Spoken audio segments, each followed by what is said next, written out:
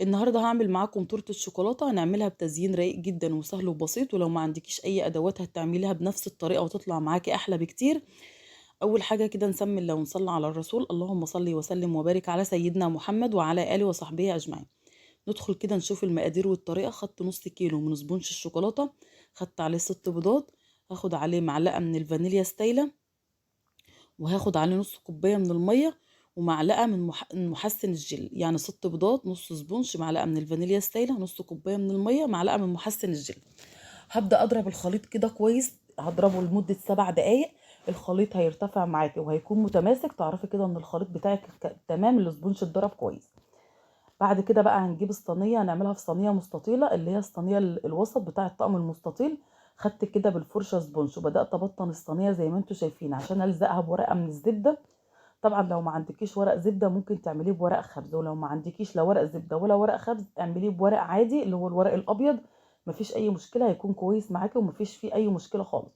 بدأت أبطن الصينية بالشكل ده كده، بلزق ورق الزبدة زي ما انتوا شايفين، وبعمل حرف بس للصينية عشان الاسبونج لما يرتفع معاكي يكون في حرف كده في الصينية. شايفين بقى الاسبونج بعد ما اتضرب بقى متماسك جدا؟ شايفين بقى عامل ازاي؟ هنزله في الصينية. طبعا هنا بكون مولعة الفرن على درجة حرارة 180. هدخلها في الرف اللي في النص، هتقعد معايا من 45 ل 50 دقيقة. ما تفتحيش على الاسبونج بتاعك غير لما يعدي نص ساعة عشان ما يهبطش. بعد نص ساعة لو حابة تختبري وحسيتي ان هو استوى والفرن بتاعتك درجة حرارته عالية وبتسوي معاكي الحاجه بسرعه، هتفتحي كده وهتختبريه بعود من بتاع الشيش طاووق. لو طلع نضيف معاكي مفيش فيه اي عجين خالص، تعرفي ان الاسبونج بتاعك كده تمام. لكن هي خدت معايا من 45 ل 50 دقيقه في الفرن على درجه حراره 180. خلاص حطيتها في الصينيه وخبطت الصينيه خبطتين عشان لو في هوا، ودخلتها الفرن. بعد ما خرجت من الفرن طبعا بنعمل الاسبونج من بالليل قبلها بيوم عشان لما تيجي تقطعي معاكي ما يفرولش معاكي كده ويطلع فرافيت صغيره. شايفين الاسبونج ما شاء الله كان طري جدا وهاشش. هنا بقى عندك سكينه مشنشره او منشار، انا عندي المنشار اللي بستخدمه. قطعتها كده على 8، عملت معايا 3 طبقات. الطبقه الثالثه ديت هشيل كل الوش اللي انتوا شايفينه كده بالسكينه، عشان الوش ده طبعا بيكون فيه زفاره البيض، بس الكاميرا هنا كانت فصلت كده وانا بشيل الوش. جبت بقى الكريم شانتيه اللي هنعمله، خدت كوبايه من السكر ده سكر ابيض، وخدت عليها كوبايتين من الكريم شانتيه ومعلقتين من الكاكاو الاسباني الخام وكوبايتين من الميه. لازم تدخلي الكاكاو بتاعك عشان لو في تكتلات. بعد كده ضربت الكريم شانتيه وجبت القاعده بتاعه التورته اللي هثبتها عليها، خدت معلقه من الكريم شانتيه ثبتها. خدت اول طبقه كده من التورته، بدات اسقيها سيرب. السيرب ده عباره عن كوبايه من السكر وكوبايه من الميه وعصير ليمونه، غليتهم كده لمده 4 دقايق. وبعد كده عايزاه إيه السيرب يكون سايب مش جامد. بعد كده سقيت بالتورته. هي التورته ما شاء الله كانت العجينه بتاعتها السبونج كان هاشش وطري، بس برضو لما بتسقيها بتكون طريه جدا معاكي. هنا بقى ممكن تحطي جناش شوكولاته، انا سيحت نوتيلا وحطيت بين الطبقات وبعدها كده نوتيلا. ممكن تحطي شوكولاته مبشوره، اي حاجه عايزه تحطيها بقى في الحشو من النص تحطي اللي انت عايزاه.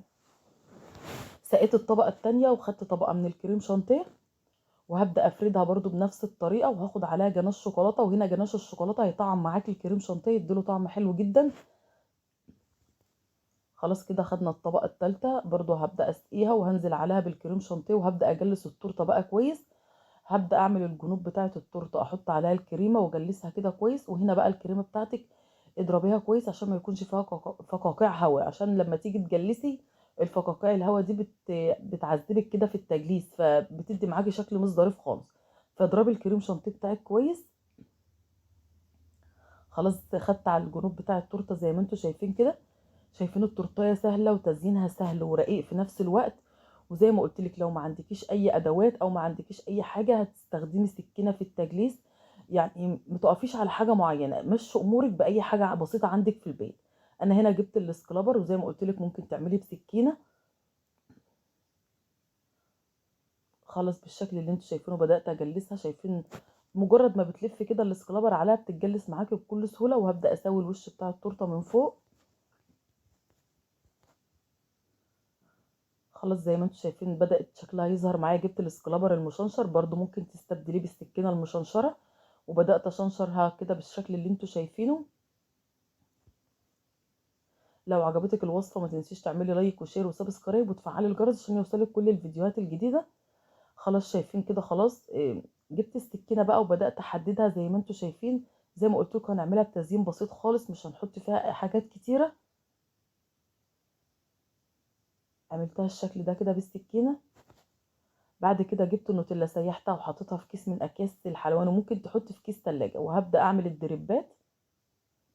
هتمشي كده على الحرف بتاع التورته، هتنزل معاك هتدي دريبات بالشكل اللي انتوا شايفينه ده كده.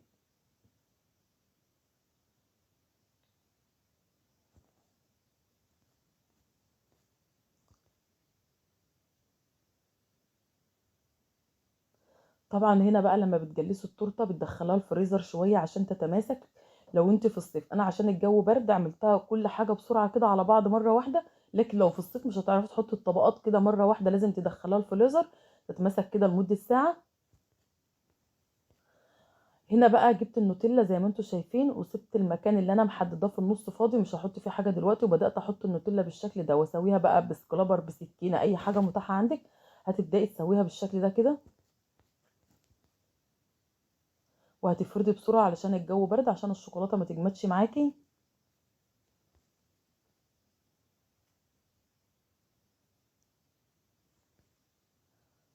خلاص شايفين شكلها طلع كده. بعد كده بقى هعمل روزيتات، جبت القمع اللي هو النجمه، وهعمل بيه روزيتات بسيطه كده زي ما انتم شايفين. وهحط فوق الروزيتات ديت شوكليت شيبس ابيض. دي المفروض كنت انا حطيت شوكليت شيبس اسمر او اي كريسبي، فما كانش عندي. حطيت كده على فوق الروزيتات من فوق شوكليت شيبس ابيض. بدأت بقى اعمل الروزيتات كده على التورته. فبعدين جبت كوبايه كده حطيت فيها معلقتين من النوتيلا البيضه. دي نوتيلا بيضه، انا بستخدم نوتيلا سما. سيحتها برضو على حمام بخار من الميه، وبدأت احطها في النص بالشكل اللي انتوا شايفينه ده. وهنا بقى جبت كام واحده كده من العين الجمل، حطيتهم كده في الحروف بتاعه التورته. وخدت كده معلقه من النوتيلا